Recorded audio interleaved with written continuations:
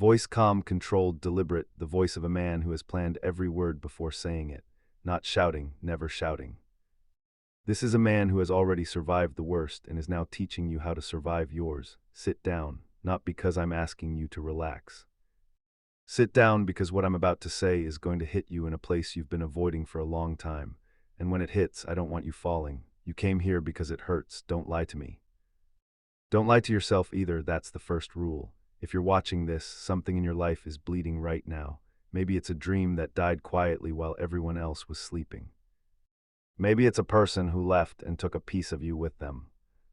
Maybe it's a version of yourself you used to be, confident, hungry, unstoppable, and somewhere along the way, life took a knife to that version and cut it down to something smaller. Something quieter, something afraid. I know that feeling. I built my whole life around understanding it. Because here is the truth nobody tells you when you're young and full of dreams. Pain is not the exception in this life. Pain is the plan. It was always the plan. Nobody escapes it. Not the rich man in his tower, not the poor man in the street, not the genius, not the fool. Pain comes for everyone eventually in its own disguise. The only question that has ever mattered is what you do the moment it arrives. Most people run. I understand why. Running feels like control. Running feels like you're doing something instead of just standing there and taking the hit. But running from pain is like running from your own shadow. You can sprint as far and as fast as you want, and it will still be there when you turn around, a little longer, a little darker. Because you gave it more time to grow while your back was turned.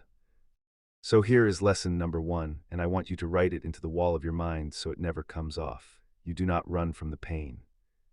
You turn and face it and you make it work for you. Let me explain what I mean, because this is not some empty phrase you print on a t-shirt and forget by lunchtime.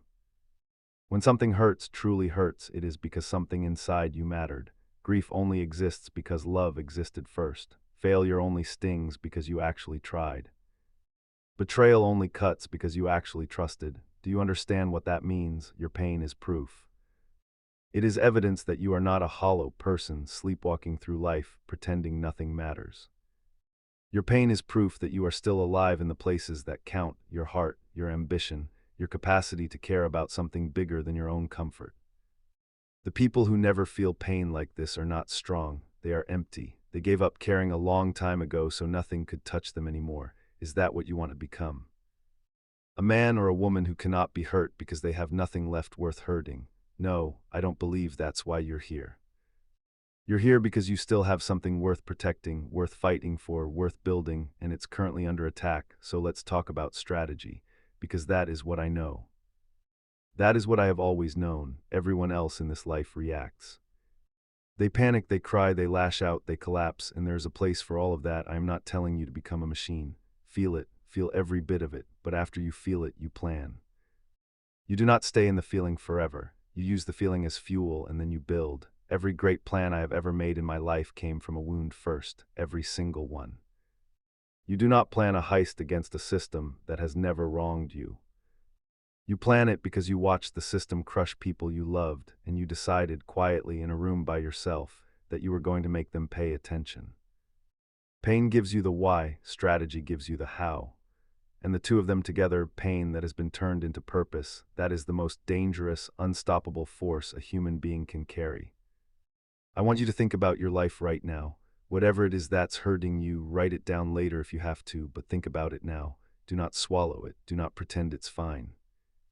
Look directly at it the way you'd look at an enemy across a table and ask it one question.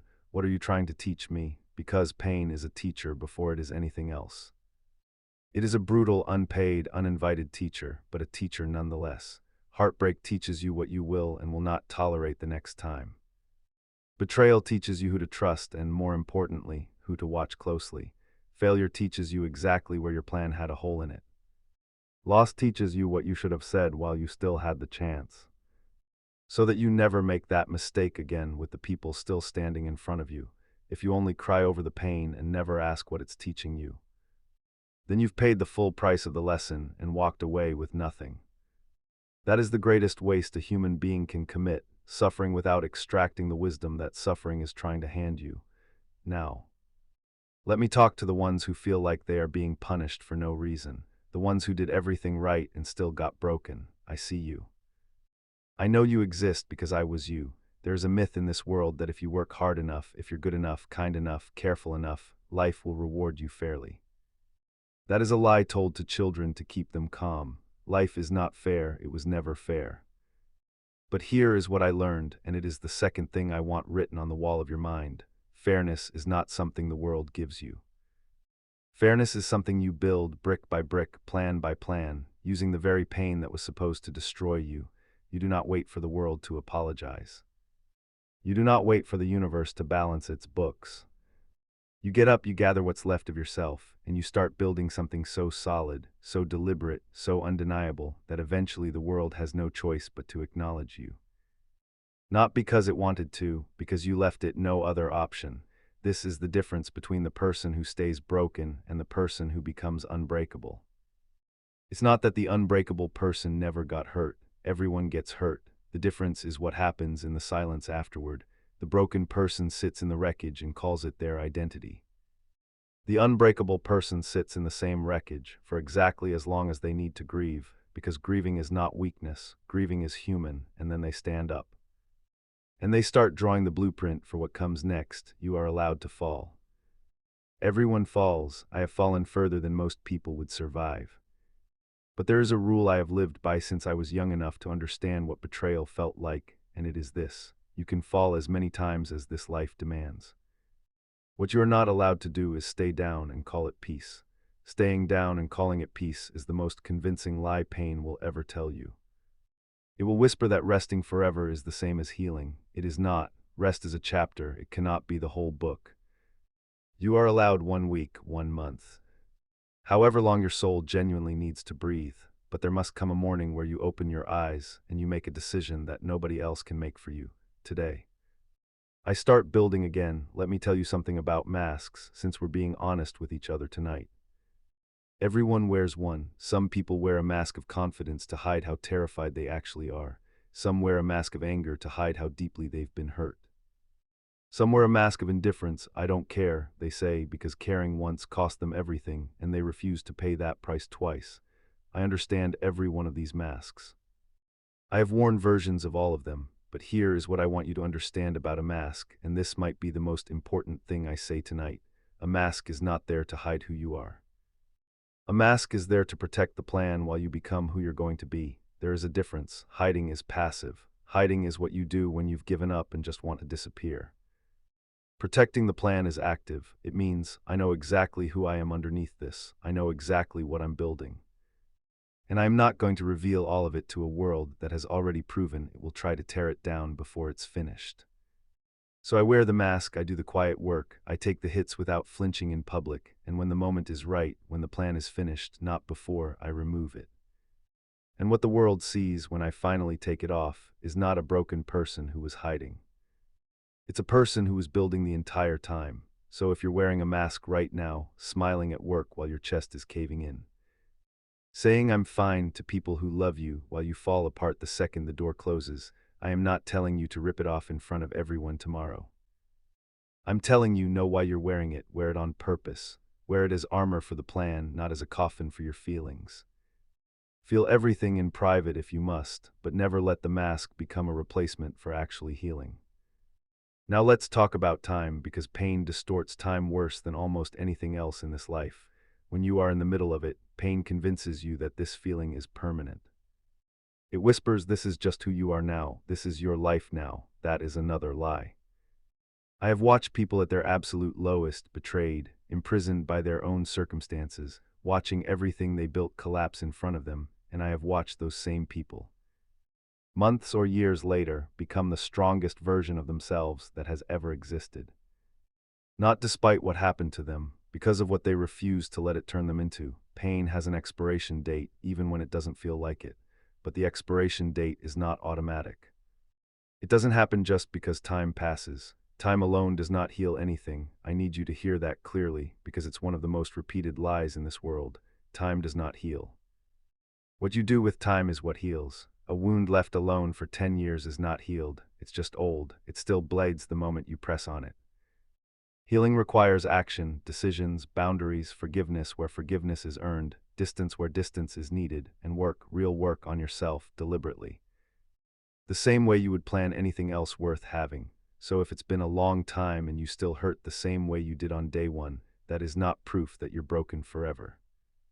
That is proof that the plan has been missing, the deliberate, patient, daily work of rebuilding. It's not too late to start that plan. It is never too late. The only genuine failure is refusing to begin. I want to say one more thing, and then I'll let you go and do what you came here to do, which is not to watch a speech, but to actually change something in your life starting tonight. Every person who has ever built something extraordinary out of the wreckage of their life had one thing in common, and it wasn't luck. And it wasn't talent, and it wasn't even intelligence. It was patience matched with relentlessness.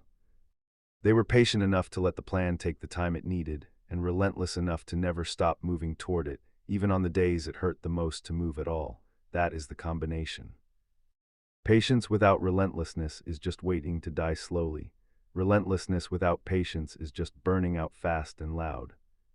But patience and relentlessness together, that is how ordinary, hurting, broken people become the ones that history remembers, not because they never bled.